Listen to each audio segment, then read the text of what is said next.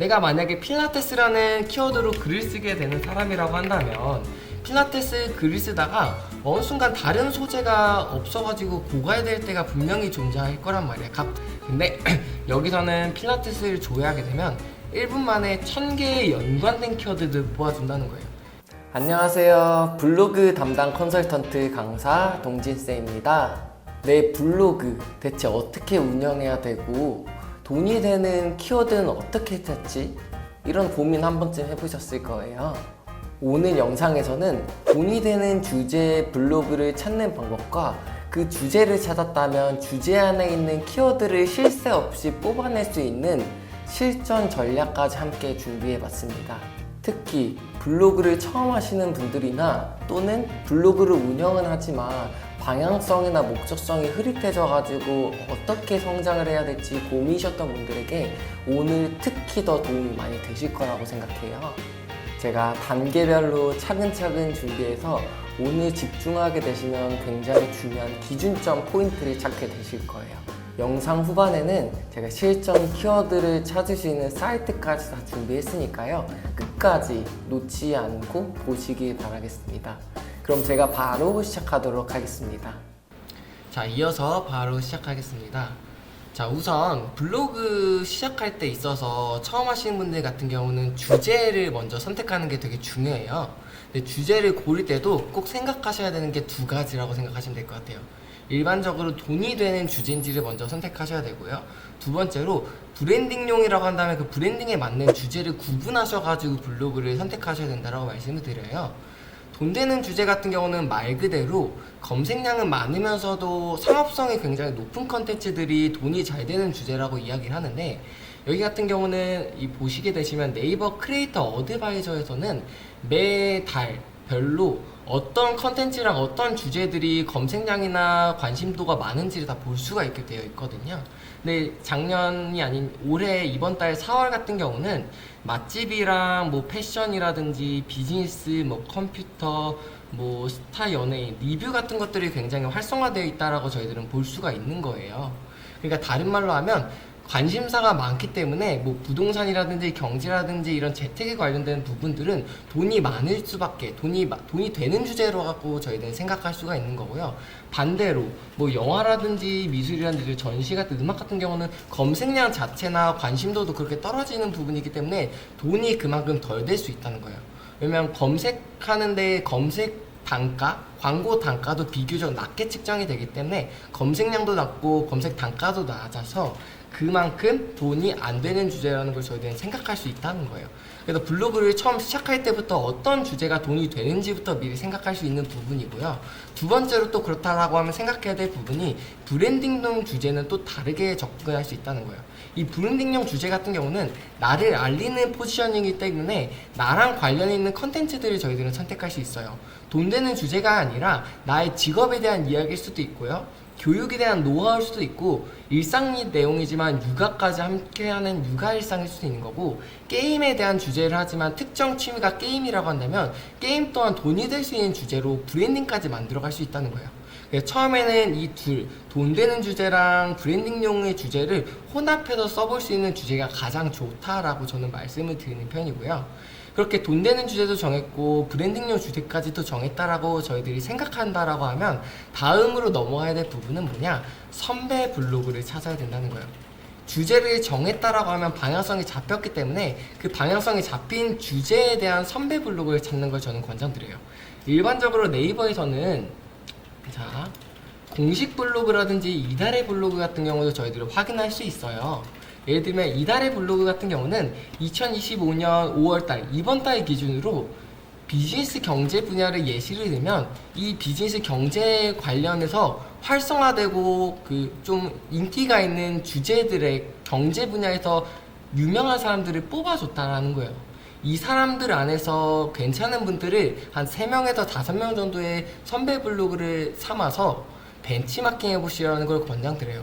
이분들은 어떤 컨텐츠들을 주로 많이 쓰고 있는지, 어떤 카테고리를 구성해서 따라가는지를 저희들은 따라가 보는 거예요.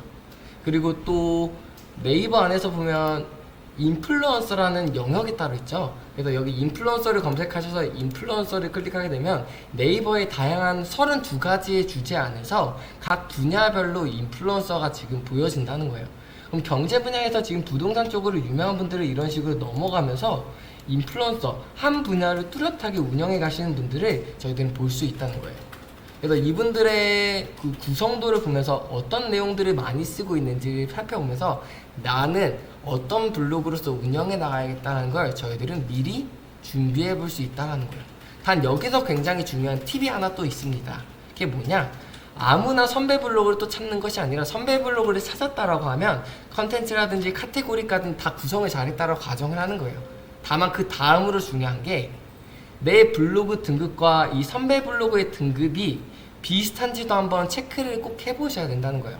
같은 등급의 블로그인지 같은 C랭크로서 내가 이 주제로 이분들이 썼던 주제에 대한 카테고리를 내가 또 벤치마킹해서 썼을 때 나랑 이 블로그랑 잘 따라갈 수 있는지 좀 활성화되고 있는지 블로그인지까지 꼭 체크해 봐야 된다는 거예요.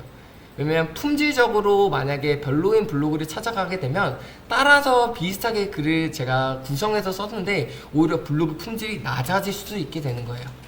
그렇기 때문에 한 분야의 선배 블로그 찾았다라고 하면 그 분야의 블로그를 한번 검색해 보는 거예요. 여기 불텍스라는 데 블로그를 한번 검색해 보면 블로그 품질도 이렇게 볼 수 있어요.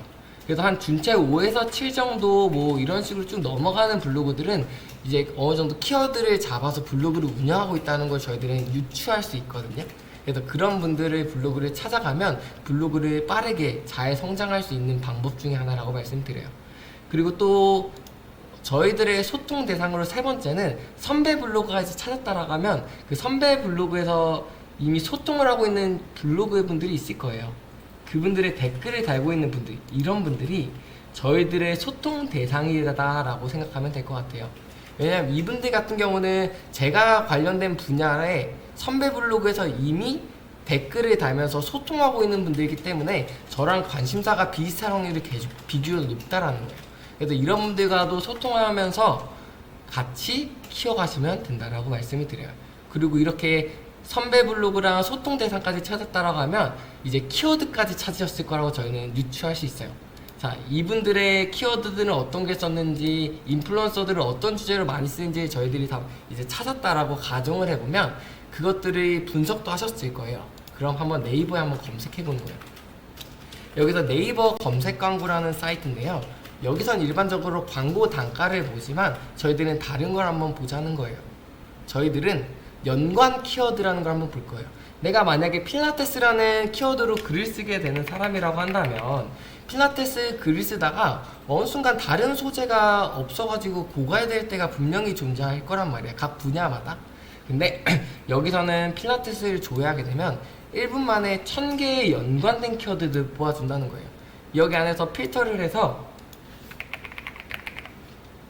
필라테스라고 적용을 하게 되면 필라테스랑 연관된 키워드들 300개가 지금 한 번에 추려졌다는 거예요. 그 중에서도 한번 키워드가 많은 양부터 한번 보자는 거예요. 이렇게 많은 양부터 한 100개 정도를 추렸을 때 이런 식으로 연관된 키워드, 필라테스 학원이라든지 필라테스복 추천이라든지 이런 식으로 같이 볼 수 있다는 거예요. 여기서 이제 제가 만약에 들어갈 수 있는 키워드까지 뽑았다라 하면 키워드 마스터라는 데서 한번 필라테스복 추천을 한번 검색해 볼게요. 그럼 이렇게 필라테스복 추천과 함께 모바일 검색량이 보이죠. 근데 여기서 추가적으로 중요한 건 관련 키워드까지 본다는 거예요.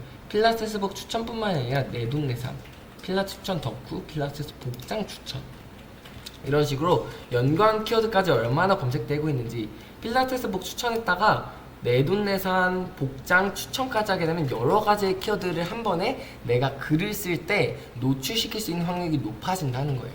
자, 오늘 이렇게 해가지고 총 4가지를 저희들은 살펴보게 됐어요. 첫 번째, 돈이 되는 주제랑 돈이 안 되는 주제들을 저희들은 미리 볼 수 있다라고 말씀드렸죠. 그래서 여기서 내가 어떤 주제가 선택할지를 내가 미리 유추해 볼 수 있는 거고요.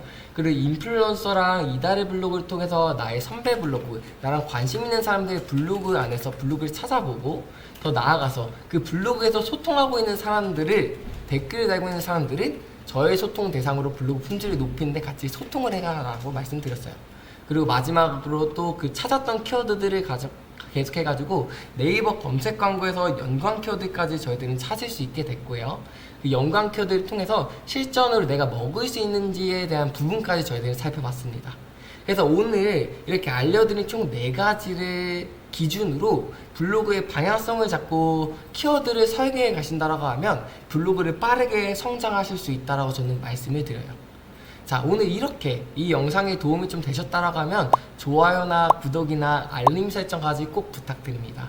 이렇게 다음 영상도 댓글까지 달아주게 되신다라고 하면 제가 다음 영상 어떤 주제로 더 관심 있는지를 빠르게 보고 그 영상으로 또 찾아뵐 수 있을 것 같아요.